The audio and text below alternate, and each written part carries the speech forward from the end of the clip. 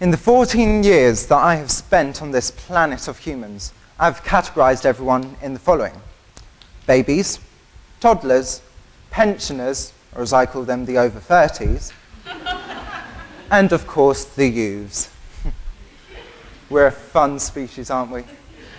With the big jackets that don't fit us quite right, and the loose trousers that expose too much. And some of the words we say, strange like Spanish, twisted like Latin, even more confusing than parcel tongue. Things like, oh, buff ting wagwan, do you get me? Don't get rude, don't get aggro, wagwan, my G.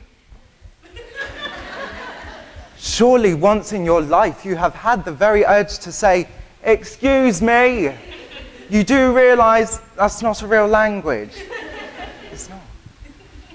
I'm terrified to start a conversation in my school. Sometimes someone will walk up to me and say something like, oh man, like T-Wag-Wan, my G. Sometimes I get scared and I hesitate and I just reply, oh God, are you talking to me? Think slang, think slang. Yeah, for shizzle ma nizzle ma tea in it. I was never any good at slang. Funny thing is, people expect me to be, because I'm young. I'm a teenager, or sometimes it seeps into the racial stereotypes, but I just brush it off. Teenagers are used to this negative portrayal, especially in the media. Over 1,000 14 to 17-year-olds from England and Ireland took part in a survey looking at these strange interpretations by the media. Over 85% of them said how these weird portrayals affected their chances of getting jobs, not to mention lowered their self-esteem. Why does the media do this? Portray us as gangsters or hippies or wrongdoers. There are some of us in the world that aren't all bad. Stephen Sutton, for example. Stephen was only 15 when he was diagnosed with stage 3B of colorectal cancer, and was only 17 when he was told that his condition was incurable. However, he began participating in charity events and soon set up his own blog about his condition.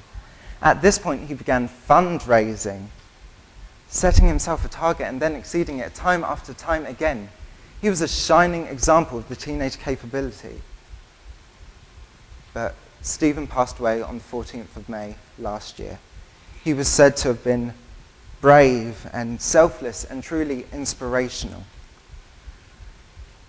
He wasn't judged on fierce stereotypes that continue to swamp our world. He was judged on his heart, his mind, his kindness. Don't try to understand us through common cliches, but through getting to know us as individuals. Now, if you'll excuse me, I need to go meet my G's down at Mackie D's before they go completely aggro. Do you get me?